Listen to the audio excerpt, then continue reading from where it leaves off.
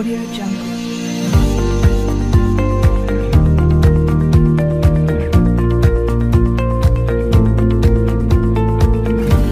Audio Jungle.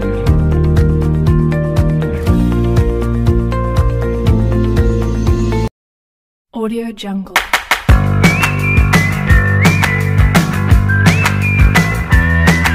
Warahmatullahi wabarakatuh. Baiklah, hari ini kembali lagi kita akan melaksanakan sekolah online kita. Dan di sini Ibu akan menjelaskan materi kita hari ini, yaitu tentang mobilitas sosial, bagian dari materi kita ya. Nah, mobilitas sosial, sebelum Ibu menjelaskan itu, Ibu akan lebih mengingatkan kepada saudara, kembali mengingatkan bagaimana kita sama-sama ketahui bahwa lingkungan sekarang tidak sehat, bagaimana sedang adanya wabah virus pandemi COVID yang ada di lingkungan kita. Maka dengan itu Ibu akan mengingatkan bahwa saudara harus senantiasa menjaga kesehatan dan daya tahan tubuh, dan kalau bila perlu tidak usah keluar kalau tidak ada kepentingan ya. Baiklah, di sini Ibu akan menjelaskan tentang materi kita, yaitu mobilitas sosial. Mobilitas sosial adalah sosial sendiri itu dibagi menjadi dua, yaitu mobilitas dan sosial. Nah, di sini Ibu akan menjelaskan dulu yaitu mobilitas. Mobilitas dalam bahasa Latin yaitu mobilis, di mana banyak bergerak atau mudah berpindah. Nah, kalau sosial itu adalah sekumpulan orang atau kelompok individu yang berkumpul di dalam suatu wilayah sosial atau di dalam suatu lingkungan sosial. Nah, jadi dapat kita simpulkan bahwa mobilitas sosial itu adalah suatu perpindahan pelapisan dari pelapisan yang satu ke pelapisan yang lain, itu karena berdasarkan usaha yang dilakukan dari masing-masing orang tersebut. Nah, usaha tersebut akan bisa menghasilkan suatu kedudukan, di mana kedudukan tersebut akan memiliki potensi naik dan memiliki potensi yang turun juga, ataupun bisa saja mendatar, hanya saja berganti peran tetapi tetap dalam kedudukan. Setelah Ananda sudah paham tentang mobilitas sosial yang tadi yang telah Ibu jelaskan tentang pengertian, selanjutnya yaitu Ibu akan menjelaskan tentang bentuk-bentuk mobilitas sosial. Nah, bentuk-bentuk mobilitas sosial di sini ada dua. Yang pertama yaitu mobilitas sosial vertikal dan mobilitas sosial horizontal. Mobilitas sosial vertikal tersebut adalah perpindahan kedudukan seseorang dari suatu lapisan ke lapisan yang lain dan tidak sederajat, melainkan bisa berpindah naik posisinya ataupun turun. Nah, selanjutnya yaitu mobilitas horizontal. Mobilitas horizontal tidak akan mengalami perpindahan kedudukan, hanya saja mengalami perpindahan peran saja, tetapi tetap dalam kedudukan atau sederajat. Nah, di sini mobilitas sosial vertikal itu terbagi pula menjadi dua, yaitu mobilitas sosial vertikal turun dan mobilitas sosial vertikal naik. Nah, di sini mobilitas sosial vertikal turun itu di mana seseorang akan mengalami perpindahan kedudukan yang tidak sederajat dan mengalami penurunan kedudukan. Nah, sedangkan yang mobilitas sosial vertikal naik itu adalah perubahan kedudukan seseorang dari yang lapisan yang biasa ke pelapisan yang lebih baik lagi, atau ke pelapisannya naik, tidak sederajat. Nah, di sini Ibu akan memberikan masing-masing contohnya kepada Anda. Nah, setelah Ibu menjelaskan tentang bentuk-bentuk mobilitas sosial, Ibu harapkan Ananda akan bisa mengerti tentang mobilitas sosial vertikal naik dan mobilitas sosial vertikal turun maupun mobilitas sosial horizontal. Masing-masingnya sangat memiliki perbedaan dan ciri khas masing-masing. Nah, jadi Ibu sangat mengharapkan kepada Ananda semua agar bisa mengerti dan memahami ataupun bisa membedakan antara vertikal naik dan vertikal turun maupun horizontal. Nah, selanjutnya di sini yaitu Ibu akan menjelaskan tentang contoh dari mobilitas sosial vertikal naik dulu. Nah, mobilitas sosial vertikal naik itu contohnya sangat banyak terjadi di lingkungan masyarakat. Nah, contoh saja seorang petani, dia sangat ingin memiliki anaknya itu menjadi seorang polisi atau mungkin akan menjadi seorang dokter. Nah, jadi berkat kerja keras bapak tersebut, anaknya pun kemudian bisa menjadi seorang dokter. Nah, di sini nampak sekali terjadi yaitu mobilitas vertikal naik, di mana antara seorang ayah yang hanya sekedar buruh tani bisa menyekolahkan anaknya menjadi seorang dokter. Nah, di sini terjadi kenaikan strata atau derajat dari yang lapisan sederhana ke lapisan lebih baik lagi, seperti ayahnya sebagai buruh tani dan anaknya sudah menjadi dokter. Nah, selanjutnya yaitu mobilitas vertikal turun. Nah, di sini juga sangat banyak terjadi di lingkungan masyarakat sekitar kita. Yang pertama yaitu seorang ayah, dia adalah polisi atau TNI. Nah, sedangkan seorang anaknya ini hanya tamatan sekolah menengah atas karena tidak memiliki niat atau memang tidak menginginkan untuk melanjutkan sekolah lebih ke perguruan tinggi. Yaitu mobilitas sosial vertikal turun, di mana ini sangat banyak sekali terjadi dan sering terjadi di lingkungan masyarakat kita. Contohnya saja, seorang ayah, dia adalah kepala sekolah, dan ketika dia memiliki anak dan anaknya itu tidak memiliki semangat untuk sekolah dan hanya menamatkan sekolahnya sebatas bangku SMA saja atau sekolah menengah atas. Nah, di sini tentunya akan menjadi penurunan derajat di antara kepala sekolah dan anak yang hanya tamat SMA. Nah, itu terjadi di antara keluarga inti, di mana ayahnya memiliki derajat yang lebih tinggi daripada anaknya. Nah, selanjutnya yaitu mobilitas sosial horizontal. Ini tidak terjadi penurunan ataupun kenaikan derajat, hanya saja berpindah peran.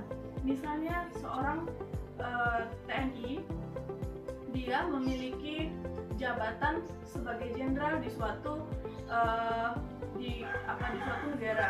Nah, kemudian dia karena sifatnya yang aktif dan sifatnya yang sangat bertanggung jawab, dia pun kemudian dipindahkan sebagai jenderal juga di negara lain. Nah, itu merupakan suatu contoh dari mobilitas sosial horizontal, di mana tidak terjadinya perubahan strata, hanya terjadi perpindahan posisi saja, perpindahan posisi dari suatu tempat ke tempat yang lain. Nah, di sini Ibu harapkan Anda sudah bisa memahami dari contoh-contoh mobilitas sosial. Contoh-contoh mobilitas sosial tidak hanya yang Ibu jelaskan tadi, banyak sekali contoh mobilitas sosial yang bisa Anda lihat dalam lingkungan sehari-hari, dan Ibu harapkan Anda bisa mengerti apa yang dimaksud dengan mobilitas sosial, bentuk-bentuk dari mobilitas sosial, dan contoh dari mobilitas sosial itu sendiri. Dan kemudian Ibu harapkan lagi Anda dapat menyimpulkan bahwa mobilitas sosial ini sangat sering terjadi di lingkungan masyarakat. Materi selanjutnya yaitu tentang saluran-saluran mobilitas sosial. Nah, saluran mobilitas sosial ini ada beberapa yang disebut dengan mobilitas circulation. Nah, social circulation ini ada beberapa, yaitu yang pertama lembaga sosial pendidikan. Lembaga pendidikan ini sangat penting untuk mempengaruhi mobilitas sosial vertikal. Contohnya dia kalau seseorang yang sudah menamatkan pendidikan tinggi, otomatis dia akan lebih memiliki banyak pengetahuan dan memiliki kesempatan untuk naik kedudukannya. Nah, selanjutnya yaitu saluran mobilitas organisasi politik. Nah, organisasi politik di sini juga sangat berpengaruh untuk menaiki kedudukan seseorang. Contohnya saja dalam pemilu, seseorang yang memiliki kesempatan untuk naik dalam pemilihan umum, otomatis anggota-anggotanya yang tadi mendukungnya akan memiliki kedudukan juga dan memiliki kesempatan untuk menaiki kedudukan yang tinggi juga. Nah, selanjutnya yaitu angkatan militer. Nah, mobilitas vertikal ini angkatan militer itu sangat berpengaruh sekali terhadap saluran-saluran mobilitas sosial. Kenapa di sini angkatan militer sangat berpengaruh? Karena seseorang yang sudah memiliki kesempatan untuk menjadi tentara nasional Indonesia atau abdi negara, mereka sangat dihargai dan dihormati oleh masyarakat di Indonesia, dan mereka adalah orang-orang yang berada di garda terdepan dalam negara Indonesia. Tentunya dia sangat dihargai dan memiliki kedudukan yang baik di posisi lingkungan masyarakat. Nah, selanjutnya selain dari pendidikan dan angkatan militer dan politik, ada lagi yaitu tentang lembaga keluarga. Nah, lembaga keluarga di sini sangat berperan penting juga untuk untuk seseorang memiliki kesempatan untuk naik kedudukan atau stratanya dalam lingkungan masyarakat. Contohnya saja seperti keluarga yang menikahkan anaknya dengan keluarga yang lain demi untuk memiliki kedudukan yang lebih baik lagi atau mengangkat anak. Nah, selanjutnya yaitu selain dari lembaga keluarga yaitu organisasi ekonomi. Nah, organisasi ekonomi ini juga sangat berpengaruh dalam meningkatkan kedudukan seseorang. Contohnya saja organisasi ekonomi, ketika seseorang itu memiliki ekonomi yang lebih dalam lingkungan masyarakat, seseorang itu akan cenderung lebih dihargai dan dihormati di lingkungan masyarakatnya. Jadi ekonomi itu sangat mempengaruhi kedudukan seseorang dalam lingkungan masyarakat. Nah, selanjutnya yaitu organisasi lembaga agama.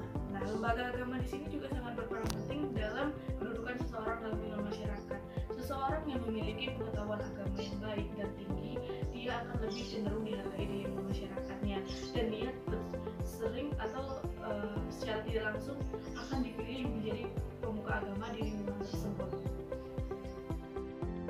Materi tentang saluran-saluran mobilitas sosial di sini Ibu akan menjelaskan lagi, yaitu faktor pendorong dan penghambat dari mobilitas sosial itu sendiri. Nah, faktor mobilitas sosial yang di bidang pendorong atau faktor-faktor pendorongnya yaitu yang pertama yaitu faktor struktural. Nah, faktor struktural di sini di mana pemerintahnya itu sudah menyiapkan bagaimana masyarakat tuh harus memiliki kesempatan untuk menaiki kedudukan yang lebih baik. Jadi di sini ada dorongan dari faktor struktural dari pemerintah itu sendiri. Selanjutnya yaitu faktor ekonomi. Nah, faktor pendorong ekonomi ini jelas sangat penting. Apabila seseorang memiliki ekonomi yang baik, tentunya dia tidak akan segan-segan menawarkan pendidikan anaknya untuk lebih tinggi, pendidikan yang lebih baik lagi, ataupun jenjang yang lebih tinggi dari orang tuanya sendiri, dari mereka sendiri, yaitu bagaimana mereka ingin anaknya lebih maju. Dan selanjutnya yaitu faktor dari lingkungan masyarakatnya. Nah, faktor lingkungan masyarakat ini sangat mempengaruhi sekali. Apabila seseorang sudah memiliki paham bahwasannya ya udah seperti ini saja, tidak mengenal seperti ini, mungkin bahagia, tidak terganggu oleh masyarakat lain ataupun bagaimana. Faktor penghambat di sini sebenarnya tidak banyak, hanya itu saja, seperti kemiskinan, diskriminasi, dan pikiran masyarakat itu sendiri. Yang pertama yaitu kemiskinan. Masyarakat Indonesia sangat banyak mengalami kemiskinan. Itu berawal dari pikiran mereka yang tidak ingin maju atau hanya bersikukuh di bidang itu saja. Nah, setelah itu mereka juga tidak ingin memiliki kesempatan untuk lebih maju lagi gitu. Orang miskin cenderung hanya tidak ingin berusaha. Padahal kalau kita bicarakan orang miskin, tentunya banyak sekali subsidi yang diberikan oleh pemerintah apabila seseorang itu ingin mendapatkan pendidikan yang lebih baik. Pemerintah banyak sekali memberikan bantuan. Hanya saja masyarakat yang kurang dalam memahaminya gitu. Dan memang kemiskinan ini juga sangat mempengaruhi pola pikir masyarakatnya, yaitu seperti primitif. Nah, primitif ini masyarakat cenderung tidak ingin maju. Mereka hanya berpikir apabila mereka seperti itu ya sudah gitu, itulah mereka gitu. Mereka tidak ada kesempatan untuk ingin melangkah lebih baik lagi dari sebelumnya. Nah, selanjutnya yaitu faktor diskriminasi. Seseorang yang sudah didiskriminasi atau memiliki gangguan psikologis karena sudah dikucilkan dari masyarakatnya, cenderung seseorang tersebut tidak akan memiliki keinginan lagi untuk maju. Mereka hanya di situ-situ saja, karena untuk maju pun mereka memiliki trauma atau perasaan yang sudah merasa mereka tidak digunakan lagi dalam lingkungan masyarakat. Nah, itu saja yang dapat Ibu sampaikan dari saluran mobilitas sosial dan faktor pendorong dan penghambat dari mobilitas sosial. Setelah pembelajaran kita hari ini, Ibu harapkan Anda akan mengerti tentang mobilitas sosial, baik dari pengertiannya, baik dari bentuk-bentuk mobilitas sosial dan contoh-contoh dari mobilitas sosial yang sudah Ibu jelaskan ya.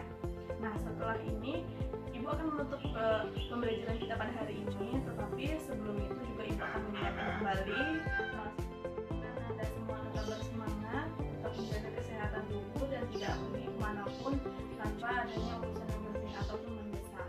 Dari sini juga lebih Ibu harapkan lagi Ananda tetap semangat dalam pembelajaran walaupun sistem pembelajaran kita secara online, tapi Ibu harapkan Ananda tetap memahami materi yang terus-menerus diberikan oleh para guru, baik dari Ibu dan guru yang lainnya juga.